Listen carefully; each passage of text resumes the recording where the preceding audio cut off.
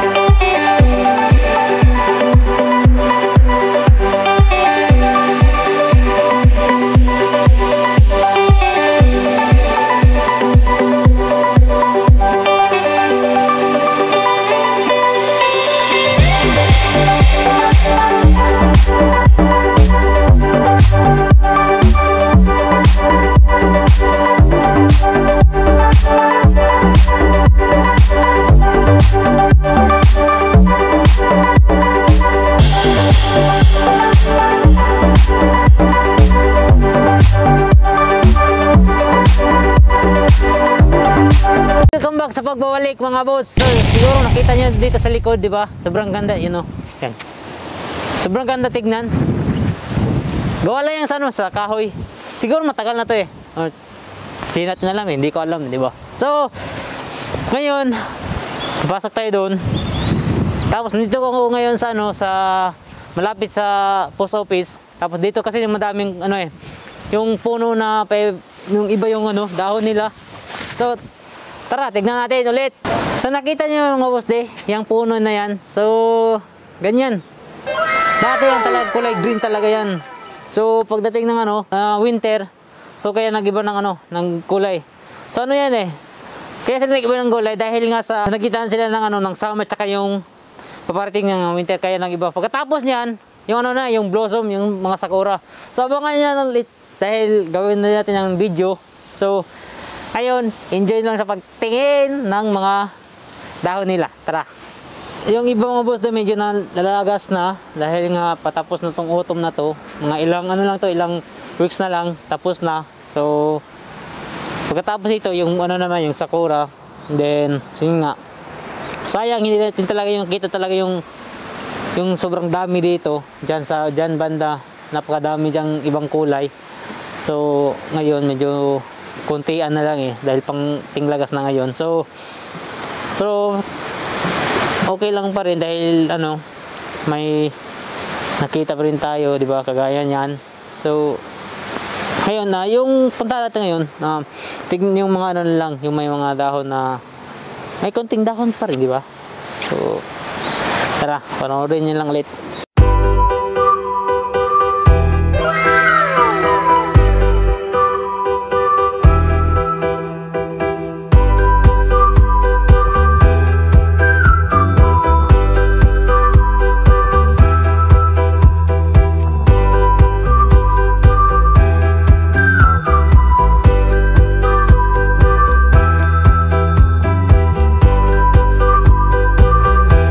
Alam nyo kasi mga boss, dito banda yung sobrang dami talaga ng ano eh, ng mga kulay na dahon dyan. Doon hanggang doon, dulo. Tapos, doon naman sa kabila, mayroon din doon, kaso ngayon wala na, lagas na lahat. So ayan no, tignan nyo, sa ano, nasa lupa na. Gaya na lang nito, di ba? So sabi nila, mas maganda na tignan yung lagas na ng, ano, ng dahon nila. Dahil parang, hindi ko pa na-experience na yun. Yeah, so, dahil mga ganito kasi hindi ko minsan pinapansin eh. Baliwala lang sa akin. So, maganda daw tignan. So para sa akin hindi ko pa alam. Yan yung nakita niyan. Yan. Dito talaga yung madami. So sayang hindi natin wala na tayong naabutan. Konti na lang. Pero sige lang, okay pa rin. So kahit wala na mga boss no, pero maghanap pa rin tayo ng ano, kung saan talaga yung may maganda pa rito para makuna natin ng drone. So ito. Grabe, ang ganda. Sobrang ganda. Yan. Tapos ang linaw pa ng sapa. Tingnan nyo mga boss. Sobrang linaw pa ng sapa.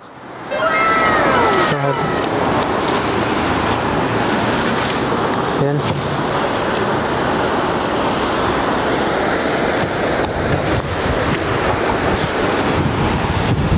Tapos dito kasi ito kapag may kasama ka, di ba?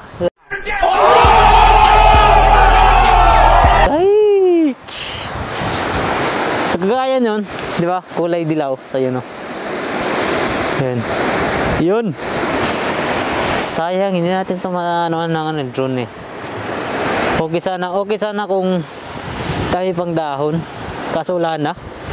So, by the way, okay na yan. Okay lang, di ba? So kagaya nito mga boss, kulay pula yung dahon niya. So medyo wala na minsan. Kuntian lang talaga eh. Sayang. So, yan.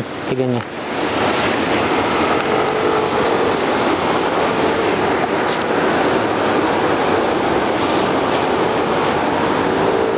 Yan, di ba? Yan, kulay pula. So mayroon pa dun. Yan. Ito medyo hindi ko alam kung ang kulay niyan eh. So yan. Sobrang dami sa ano eh, sa baba. Yan.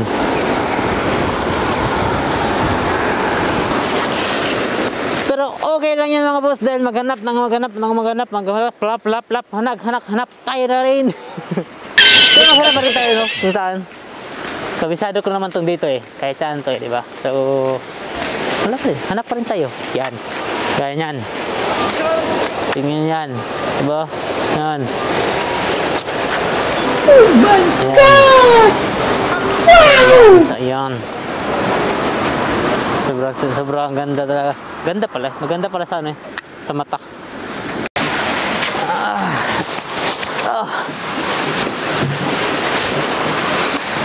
So, ayan nga mga boss no. Medyo gusto, plano ko sana paliparan ng drone. Inisip ko medyo ano eh, wala nang dahon masyado. So at saka medyo mahangin-hangin eh. Sobrang baka hindi tayo alam kung ano mangyari sa drone natin. Alas 12 na pala. Ang bilis lang oras no. So yan nga, tungkol sa auto mga boss. Tinignan ko siya sa ano, sa internet kung ano talagang ibig sabihin ng autumn. Dahil alam ko lang kasi natin, pag sinabing autumn, yung ano na yan eh, yung dahon na nagpalit ng kulay. So yung buong meaning talaga ng autumn, hindi natin alam kung ano talaga, so bakit nagkaroon ng autumn, di ba? So talagang hinanap ko sa internet kung ano yung autumn. So ito yung mga boss. So ang autumn pala mga boss no, ito yung season na nagpalit ng kulay, yung mga dahon. Pero nagadepende siya sa ano, sa klima ng panahon, no? So nagadepende lang pala sa ano, sa kung anong klaseng puno. Within 2 weeks mga boss, no? Yung kailang mga dahon ay talagang lalagas, tsaka magpalit ng kulay. So yung iba talagang continue yung ano, tuloy-tuloy yung paglalagas ng kailang dahon hanggang pagdating ng May time talaga mga boss na talaga yung kanilang mga dahon talagang nalalagas na hindi inaasahan, no? Kahit nga dahil sa kanilang klima. Depende kasi yan sa klima mga boss.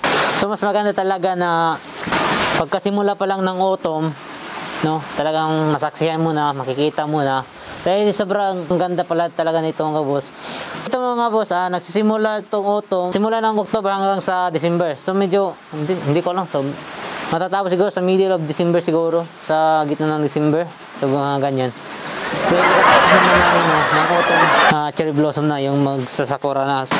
So dahil nga medyo pagdating talaga ng October, November at December, sobrang lamig na talaga. So kailangan mo talagang kapag pumunta ka ng mga ganito, kagaya ng autumn, di ba? So kailangan mo talaga magsuot ng makapal na jacket dahil sobrang lamig na talaga. At saka para ma-enjoy mo yung views, di ba?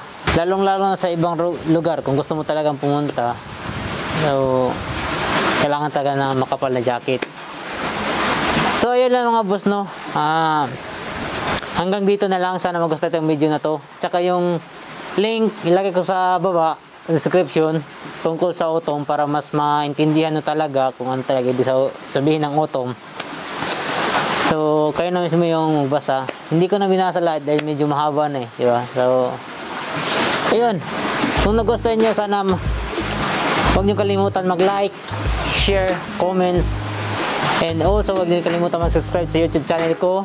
Ay click yung notification bell. At pakipollow na niyo yung Facebook page ko, ilagay ko yung link sa baba. So, pasensya na, medyo kulang yung ano natin, no, yung napakita ko tungkol sa ano, sa autumn, yung sa mga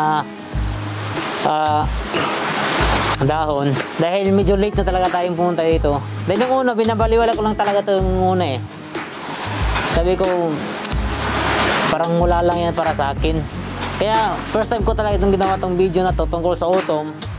Dahil, sumali, nubuting ako, nung nagkaroon ng autumn dito, talagang never pa akong kumuha ng pictures talaga niyan kahit saan, kahit tignan sa page ko. Wala pa akong autumn na kinuha ng pictures. So, ngayon lang, para ipakita ko sa iyo kung gaano talaga kaganda yung ano, yung dahon nila. So sayang, pero baka sa susunod na autumn, sa next year na naman, make sure ko na talaga makikita nyo talaga yung sobrang ganda, yung napakadami pang dahon talaga. So at saka para makita nyo sa itaas dahil gamitan natin ng drone, diba?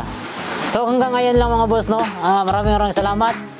So sana huwag nyo rin palang kalimutan pa supportahan. So siyempre maraming salamat sa inyo. So kung gusto niyo magpa-shoutout, comment below lang. So yun, kita sa sunod.